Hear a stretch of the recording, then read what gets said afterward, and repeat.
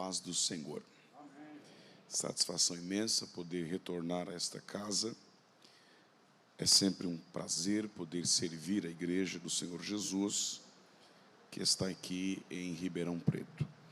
Minha família e eu celebramos gratidão a Deus pela oportunidade nobre e singular que Deus nos concede de estarmos aqui esta noite, reunidos e unidos com o propósito de glorificar e exaltar o nome do Senhor. Quantos acreditam que Jesus está presente aqui? Não digo isso por costume, mas porque eu sinto a presença de Jesus aqui neste lugar. Dispensar honra e gratidão a Deus pela vida do pastor Jairo Santana. Que Deus continue com suas mãos estendidas sobre a sua vida, sobre a sua família, dando-lhe graça, paz, saúde e prosperidade. Os obreiros que trabalham em prol da causa nobre e singular do Evangelho, que Deus em Cristo abençoe a cada um e a todos, em nome de Jesus. Abra comigo a sua Bíblia, tanto quanto lhe seja possível, no livro do Evangelho, segundo escreveu Marcos, capítulo de número 4, a partir do versículo 35. Livro do Evangelho, segundo escreveu Marcos, capítulo de número 4, a partir do versículo 35. Enquanto os irmãos discorrem à procura, com a permissão do pastor, eu gostaria de, a título de informação, dizer aos irmãos que Deus tem nos dado graça para escrever alguns livros. Eu tenho aqui alguns lançamentos, por exemplo, Apocalipse, para longe das sombras, jogando luz nas profecias dos últimos tempos. A palavra apo significa levar para longe. Calipse significa sombra. Logo, a palavra apocalipse significa levar para longe das sombras. Ou seja, tirar algo que estava no escuro e levar para um lugar claro. Por isso, o livro do Apocalipse é uma revelação. E aqui Deus nos deu graça para explicar e aplicar o livro do Apocalipse de uma maneira muito clara, esclarecedora, de maneira que você vai ler pouco, aprender muito e ser edificado. Além do livro Apocalipse, eu tenho o livro O Discurso de Pedro, uma análise do sermão que ganhou 3.000 almas. Aqui você vai descobrir alguns segredos da pregação que ganhou 3.000 almas para Jesus e como aplicar esses segredos na hora que você for pregar. Na mesma linha, tem o livro A Pregação de Jonas, uma análise do sermão mais breve da história. Tem pregador que prega 1h30 e nenhuma alma se converte. Jonas pregou 5 palavras e a cidade inteira se converteu. E olha que ele não queria que ninguém se convertesse. Às vezes a gente prega, quer que todo mundo se converta e ninguém se converte. Jonas pregou, não queria que ninguém se convertesse e todo mundo se converteu. É porque o resultado da pregação não depende do pregador. O resultado da pregação depende de Deus. Você prega e é Deus quem cuida do resultado. E por último, esse aqui escrevi junto com a minha esposa, Marta ou Maria. Pergunta aí para sua vizinha, Marta ou Maria? O que ela respondeu? Maria? O título é Marta ou Maria? Por que escolher uma se você pode ser o melhor das duas? Aqui você vai aprender a servir como Marta e a adorar como Maria, ok? Qualquer livro de 30 está por 20, tem o Pix, tem a maquininha de passar o cartão. Depois do culto você passa ali embaixo, confira, adquira, abençoe. Marcos capítulo 4, versículo 35, quem encontrou, diga amém. Naquele dia, sendo já tarde, disse-lhe Jesus, passemos para outra margem. E eles, despedindo a multidão, o levaram consigo no barco, e outros barcos o seguiam. E levantou-se grande temporal de vento, e as ondas se arremessavam contra o barco, de modo que o mesmo já estava a encher-se de água. E Jesus estava na polpa, dormindo sobre o travesseiro. Eles o despertaram e disseram: Mestre, não te importa que pereçamos? E ele, despertando, repreendeu o vento e disse ao mar: Acalma-te, emudece. O vento se aquietou e fez-se grande bonança. Então lhes disse: Por que sois assim, tão tímidos? Por que é que não tendes fé? E eles, possuídos de grande temor, diziam uns aos outros: Quem é este, que até o vento e o mar lhe obedecem? Capítulo 5, versículo 7. E exclamando com grande voz, disse: Que tenho eu contigo, Jesus, Filho do Deus Altíssimo. Amém. Repita após mim, por favor. 5 motivos. Porque o meu barco não vai afundar. Diga: 5 motivos. Porque o meu barco não vai afundar. É sobre isso que eu quero falar esta noite. O capítulo 4 do Evangelho segundo Marcos é mais um daqueles capítulos em que Jesus transforma um barco de pesca em um púlpito de pregação. Vale dizer que nem todo barco de pesca é um púlpito, mas todo púlpito é um barco de pesca. A diferença é que no barco se pesca peixe, no púlpito se pesca homens. No barco se pesca vivo para matar, no púlpito se pesca morto para dar vida. No capítulo 4, verso 1, a Bíblia diz que Jesus subiu no barco e assentou-se para pregar. Interessante. Geralmente nós nos levantamos para pregar. Jesus se assentou para pregar. É porque a pregação de Jesus era tão poderosa em palavra que dispensava a linguagem corporal.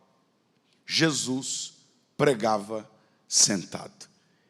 E sentado, Jesus pregou o dia inteiro a parábola do semeador, a parábola da candeia, a parábola da semente e a parábola do grão de mostarda. E o texto diz que, sendo já tarde, obviamente Jesus estava cansado, porque, para quem não sabe, pregar cansa.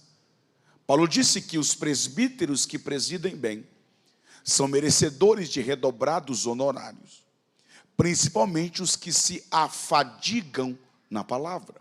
Então pregar cansa. Jesus estava tão cansado que ele não deu conta de levantar-se para despedir as multidões, porque as multidões que vinham a Jesus não iam embora naturalmente, elas tinham que ser despedidas. E o texto diz que foi necessário que os discípulos de Jesus despedissem as multidões. Tamanho era o cansaço de quem havia pregado o dia inteiro. E o texto diz que quando os discípulos despediram as multidões, eles subiram no barco. E ao subirem no barco, disse-lhe Jesus: passemos para o outro lado.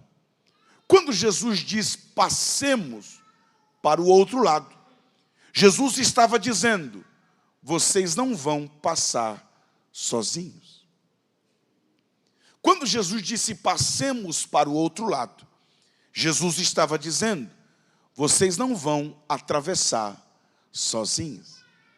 Quando Jesus disse passemos para o outro lado, Jesus estava dizendo: eu não vou deixar vocês entrarem na tempestade sozinhos. Eu vou entrar com vocês. Eu vou passar com vocês. Eu vou atravessar com vocês. Deus me trouxe aqui para dizer para alguém: nessa tempestade você não vai passar sozinho. Jesus passará contigo. Passemos para o outro lado. E o texto diz que eles o levaram no barco assim como estava. Sentado Jesus estava, sentado Jesus permaneceu. E o texto diz que outros barcos o seguiam. Grave bem essa informação. Outros barcos o seguiam. E o texto diz que enquanto os discípulos navegavam, levantou-se um grande temporal de vento. As ondas se arremessavam contra o barco e o barco estava a encher-se de água. Enquanto isso, Jesus estava dormindo. Jesus foi o segundo homem na história que conseguiu dormir em meio a uma tempestade. O primeiro foi Jonas, o segundo foi Jesus. A diferença é que Jonas dormiu porque não queria pregar. Jesus dormiu porque tinha pregado. O sono de Jonas é o sono da desobediência. O sono de Jesus é o sono da obediência. O sono de Jonas é o sono da indolência. O sono de Jesus é o sono da confiança de quem sabe que veio ao mundo para morrer na cruz e não para morrer afogado. E quem vem ao mundo com o propósito de morrer na cruz, não morre afogado, por isso pode dormir no meio da tempestade. Crente não morre antes da hora, crente só morre a hora que Deus quer. Quem tem propósito de Deus na vida, não morre afogado em meio às tempestades. Deus está dizendo, em meio à tempestade, você pode dormir, porque eu estou no controle da sua vida. Jesus dormia em meio à tempestade. No primeiro momento, os discípulos experientes que são, tentam controlar o barco e enfrentar aquelas ondas e aquela tempestade. Dado um momento, eles perdem completamente o controle da tempestade, o controle da embarcação, e eles acordam Jesus, indignados. Como Jesus pode dormir em meio a uma tempestade? E eles dizem, mestre, e em um tom de repreensão, eles dizem, não te importa que pereçamos? Observe que os discípulos estão repreendendo Jesus. Jesus acorda e repreende a tempestade. Eu não repreenderia alguém que tem poder para repreender a tempestade. Jesus acorda e diz, vento, cala-te. Eu nem sabia que o vento tinha boca. Jesus sabia até como calar a boca do vento. Se Jesus tem poder para calar o vento, será que ele não pode calar os demônios? Será que ele não pode calar a fofoca, a calúnia, a mentira? Deus me trouxe aqui para dizer para alguém, eu estou calando os demônios. Eu estou calando os acusadores. Quem crê que Deus está calando a boca dos acusadores da igreja? Cala-te, vento. Mar, aquieta-te. Interessante. Primeiro Jesus fala ao vento e depois Jesus fala ao mar. Por quê? Porque o vento é a causa. As ondas é o efeito. O que está causando as ondas é o vento. O que está balançando o mar é o vento. Quando Jesus primeiro fala ao vento, para depois falar ao mar, ele está indo na causa da tempestade. Na causa do problema. Deus está falando esta noite com alguém. Eu estou indo na causa do teu problema. Estou indo na causa da tua enfermidade. Estou indo na causa dessa tempestade para a glória do nome do Senhor. Primeiro, Jesus combate a causa. E por último, ele fala ao mar, que é o efeito. Só que tem um detalhe. Se Jesus já havia acalmado o vento, e o que está balançando o mar é o vento, não precisava acalmar o mar. Porque o que está balançando o mar é o vento. Uma vez que o vento cessou, automaticamente o mar se acalmaria. Por que então, além de falar ao vento, Jesus também fala ao mar? É simples. Quando o vento cessou, ok, o mar vai começar a baixar. Primeira onda, 3 metros. Segunda onda, 2,95. Terceira onda, 2,80. Quarta onda, 2,75. Quinta onda, 2,60. Até essa onda baixar, o barco já estaria no fundo do mar. Quando Jesus disse, mar, aquieta, a onda baixou na hora. Deus está dizendo, aquela bênção que ia demorar 3 meses para chegar, eu estou adiantando o processo, o mar está se acalmando agora. Ele repreende a causa, mas também repreende o efeito. O vento cessa e o mar se acalma na hora. E o texto diz que tudo se fez uma grande bonança. Porque para cada grande tempestade, Deus tem uma grande bonança. Fica tranquilo, se a tempestade é grande, a bonança também será grande. Se a luta é grande, a vitória também será grande. O mar se acalma. Em um momento Jesus dorme, no outro é a tempestade que dorme.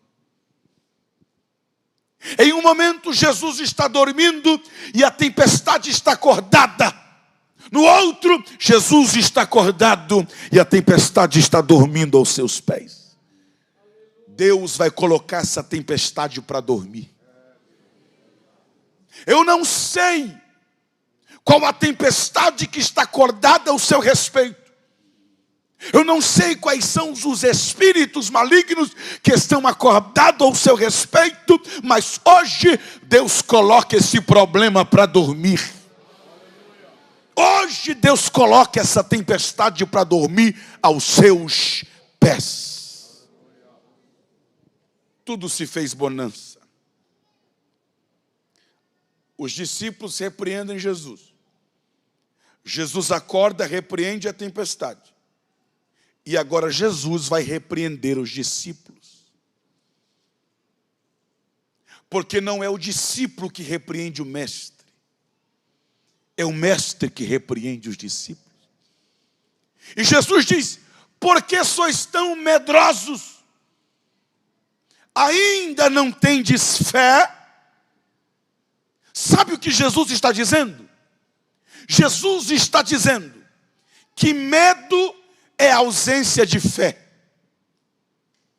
E eu afirmo, fé é ausência de medo.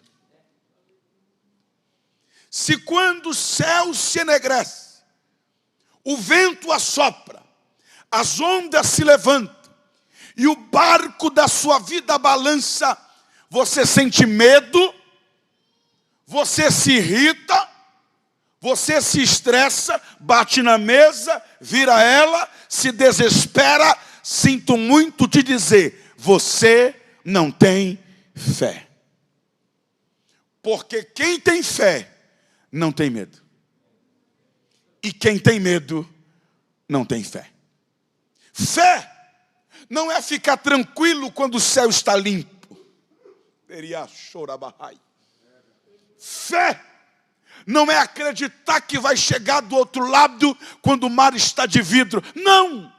Fé é quando o céu se enegrece, o vento sopra, as ondas se levantam, o barco se enche de água e começa a balançar, mas você não perde a paz, não perde a calma, não perde o sorriso, não perde a alegria, não perde a confiança, porque você sabe que vai chegar do outro lado. Isso é fé.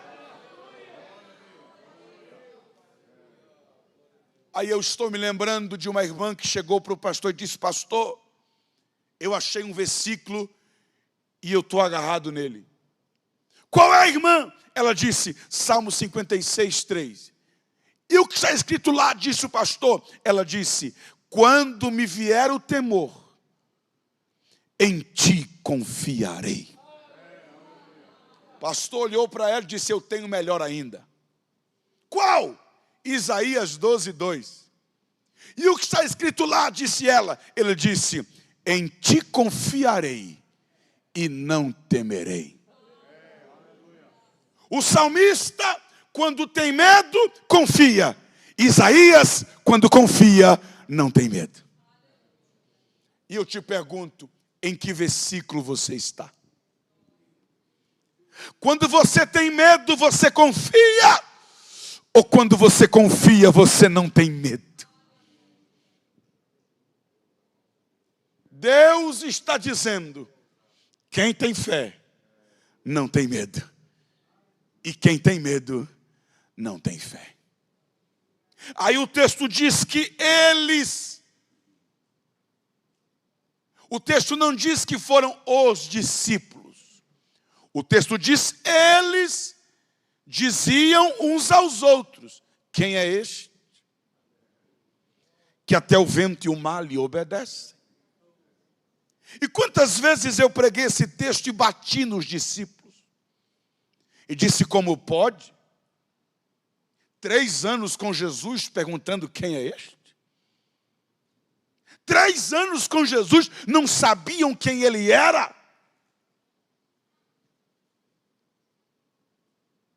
Pastor, como pode os discípulos não saber quem Jesus é?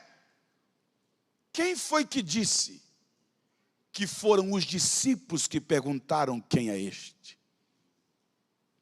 O texto não diz que foram os discípulos. O texto diz eles. A impressão que dá é que são os discípulos. Quando você lê em Mateus, Mateus diz, os homens perguntaram quem é este, que até o vento e o mar lhe obedecem. Então não está dizendo que foram os discípulos, é uma dedução nossa. Mas quando a gente lê esse texto, harmonizando todas as versões, inclusive o original, a gente percebe que não foram os discípulos que perguntaram quem é este. Foram os homens. Que homens? Vou dizer daqui a pouco.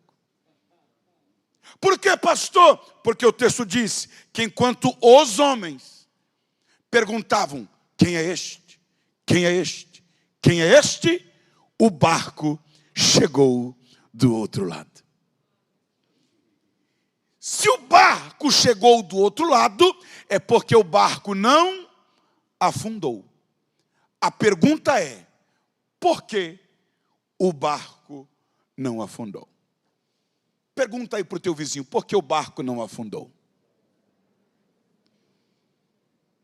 5 motivos. Porque o seu barco não vai afundar. Quem crê que o seu barco não vai afundar? O barco é a sua vida. O barco é a sua família. O barco é o seu casamento. O barco é a sua saúde. O barco é a sua empresa. O barco é a sua chamada.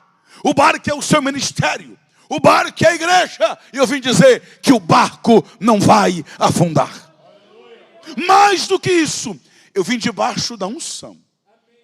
Com temor e tremor dizer por que o barco não vai afundar. Primeiro motivo, porque o meu barco não vai afundar. Verso 35, porque eu tenho uma promessa. Qual é, pastor? Passemos para o outro lado. Jesus não disse vamos tentar passar. Não. Jesus não disse vamos ver se a gente consegue passar. Jesus não disse vamos ver se o vento, se as ondas, se a crise, se os problemas, se as dificuldades, se as circunstâncias permitem a gente passar. Não, Jesus está dizendo, pode vir vento, mas a gente vai passar. Pode vir onda, mas a gente vai passar. pode vir tempestade, mas a gente vai chegar do outro lado. Deus está dizendo para alguém esta noite: pode vir problema, pode vir crise, pode vir doença, pode vir problema, pode vir o que for, você vai chegar do outro lado. Você vai romper este mar e vai alcançar os seus objetivos. O seu barco não vai afundar, porque você tem uma promessa.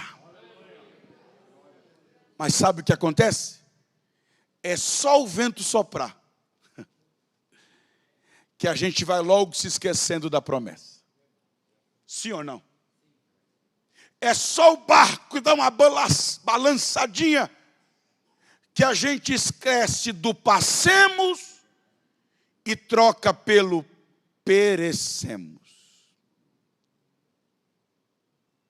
Se Jesus já falou passemos, quem é você para dizer perecemos?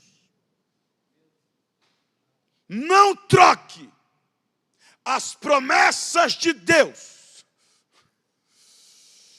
pelo perecemos. Pelo amor de Deus, quando o vento soprar, as ondas se levantarem e o seu barco parecer que vai afundar, se lembre das promessas de Deus. Clame pelas promessas de Deus, porque a promessa é: passemos para o outro lado. Só quem tem promessa que levante a mão, dê um brado de glória a Deus. Passemos. O meu barco não vai afundar, porque eu tenho uma promessa. Segundo motivo, porque o meu barco não vai afundar. Verso 36. O meu barco não vai afundar, porque Jesus está no meu barco.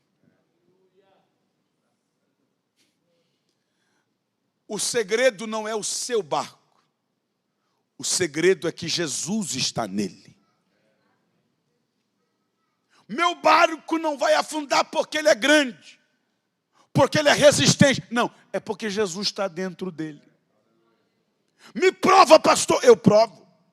Lembra que o texto diz que outros barcos o seguiam? Me mostre esses outros barcos chegando. Eles saíram, mas o texto não diz que chegaram. Eu quero crer que quando o vento soprou, os primeiros barcos que viraram foram aqueles em que Jesus não estava. Mas o barco que Jesus estava balançou para cá, balançou para lá, se encheu de água aqui, se encheu de água lá, mas não afundou. Por quê? Porque Jesus estava nele.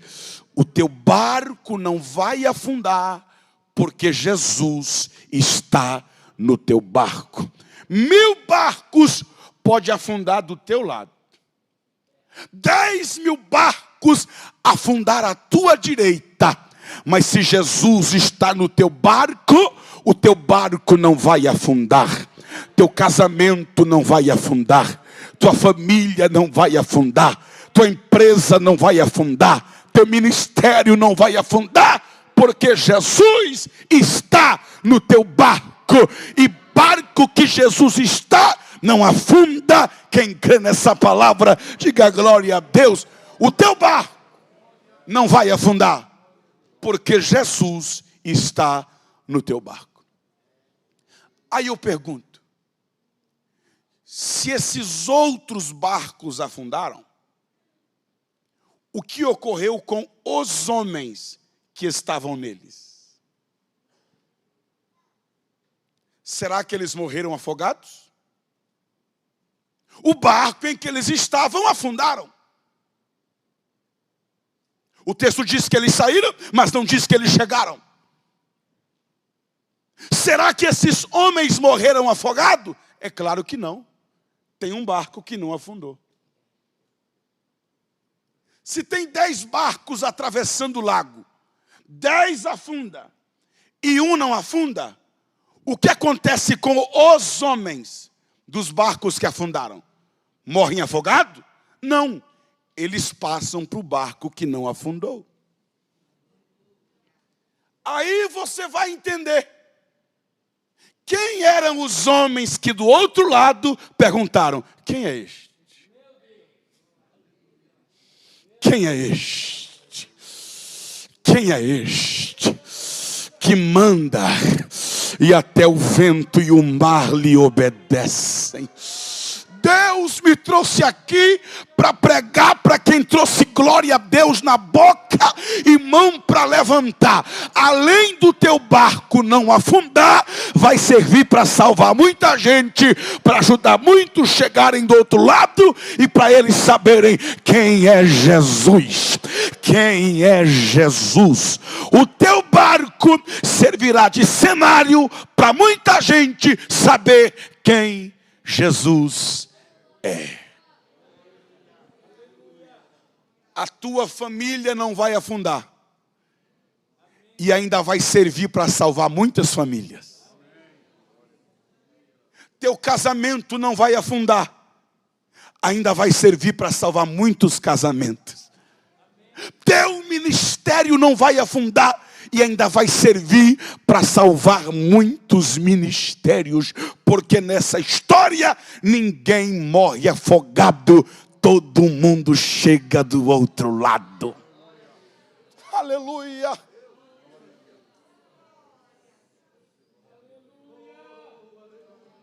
Estou sentindo a graça de Jesus aqui. Você pode olhar para esse crente do seu lado e dizer: se depender de mim, você também chega do outro lado. Se depender de mim, você também chega do outro lado. Ninguém vai morrer afogado nessa tempestade.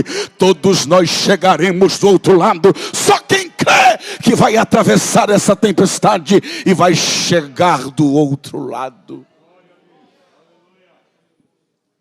O meu barco não vai afundar, porque Jesus está no meu barco.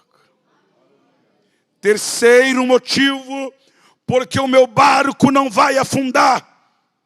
Verso de número 38. O meu barco não vai afundar, porque Jesus está na polpa.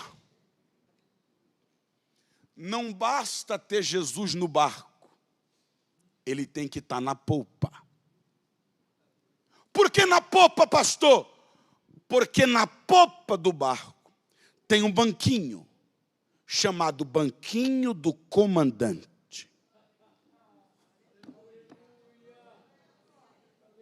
E do lado desse banquinho tem um travesseiro, chamado travesseiro do comandante.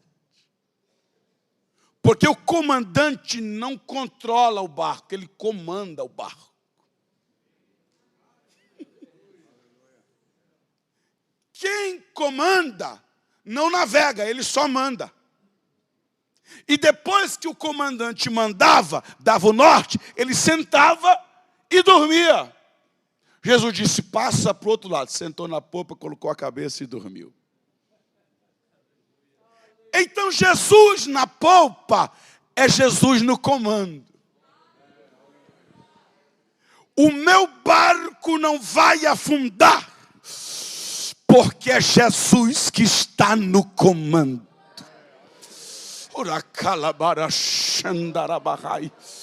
Porque não basta ter Jesus no barco, ele tem que estar no comando da tua vida, no comando da tua casa, no comando da tua história.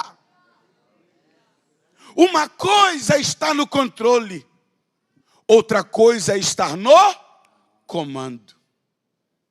Na sua empresa, é o gerente que está no controle, mas é Jesus que está no comando. É por isso que fechou a do lado, fechou a da frente, fechou a de trás, mas a sua não fechou, porque é Jesus que está no comando. Na sua família, é você que está no controle, mas é Jesus que está no comando. Aqui da IADERP, é o pastor Jairo que está no controle. É ele que dá oportunidade, é ele que dirige, é ele que escala, é ele que dá cargo, é ele que tira cargo, é ele que separa, é ele que está no controle, mas é Jesus que está no comando. Do Brasil, é o presidente que está no controle, mas é Jesus que está no comando. E quando Jesus está no comando, o barco não afunda. Eu vim profetizar aqui esta noite que pode estar no controle o homem, mas quem está no comando é Jesus Cristo. O seu barco não vai afundar, porque ainda que você perca o controle, Jesus não perde o comando. Ele tem as rédeas da sua história na palma da sua mão.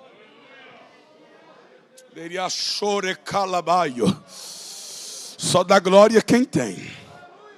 Só tem quem recebeu. Só recebe quem crê. Eu estou pregando para alguém aqui que perdeu o controle, pastor Jair.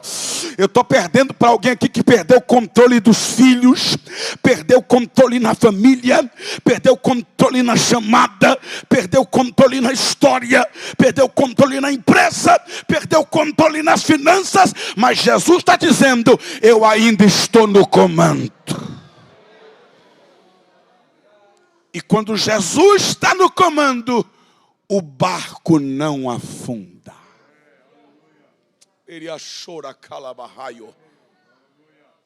Talvez eu estou pregando para alguém aqui hoje que tem Jesus no barco, mas Jesus não está no comando. Coloca ele na polpa hoje. Dá o comando da sua vida para Jesus hoje. Coloca a tua família na palma da mão de Deus hoje. E o teu barco não vai afundar. Quarto motivo, porque o meu barco não vai afundar. Verso 39. O meu barco não vai afundar, porque quem está dentro do meu barco é maior que a tempestade. Isso parece uma contradição. Eu acabei de dizer que quem está dentro do barco, dentro, é maior que o mar. O que é maior, o mar ou o barco? O que é maior, o mar ou o barco? Mas quem está dentro do barco é maior do que aquilo que é maior que o barco. Aí eu me lembro de um menino que foi na praia. Ele cavou um buraco na areia, pegou um balde, foi no mar, encheu d'água, jogou no buraco. Voltou no mar, encheu o balde d'água, jogou no buraco. Terceira vez, foi no mar, encheu o balde d'água, jogou no buraco. Aí vai passando um teólogo chamado Agostinho. Agostinho olhou para mim e disse, menino, o que tu estás fazendo? Ele disse, olha, eu estou colocando o mar dentro do buraco. Aí o teólogo disse, menino, tu é doido, é? O mar não cabe dentro do buraco. Porque o mar é maior do que o buraco. O menino levantou a cabeça e disse, espera aí. O senhor não é aquele teólogo Agostinho? Ele disse, sou.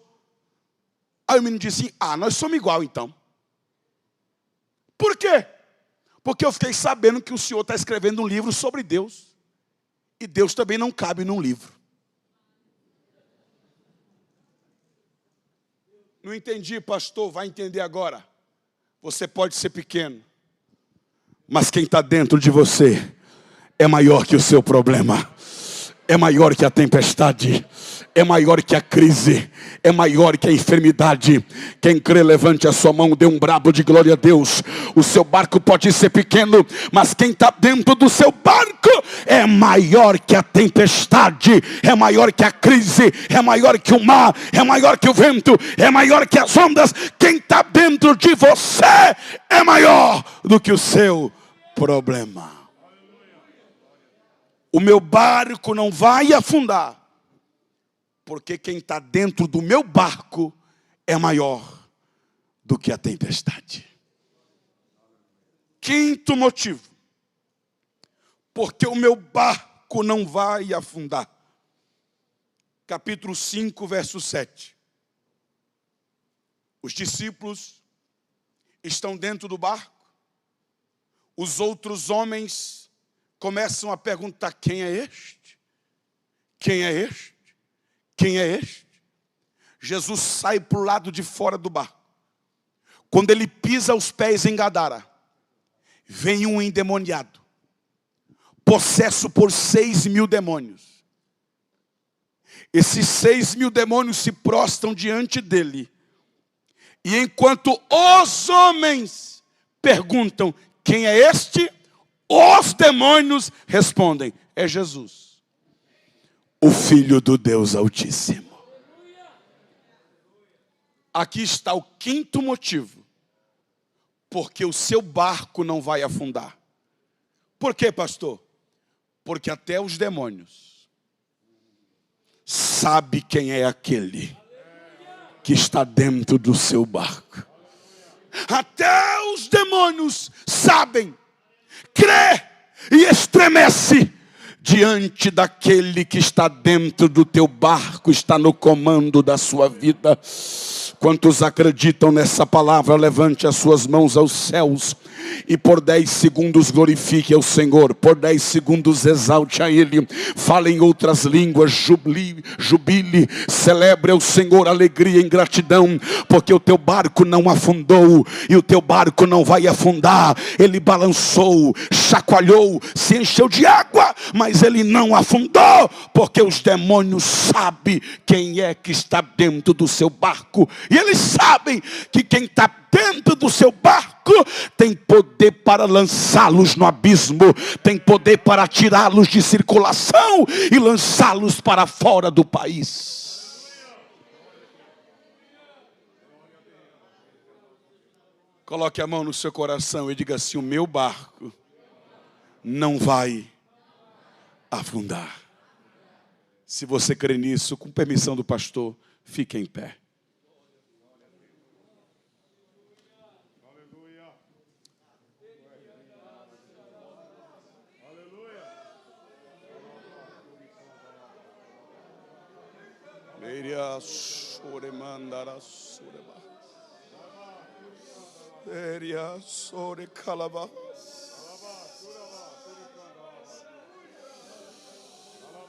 Depois dessa tempestade, você vai cantar um hino de testemunho. Você vai cantar um hino de vitória. Depois dessa tempestade, você vai cantar um hino de testemunho.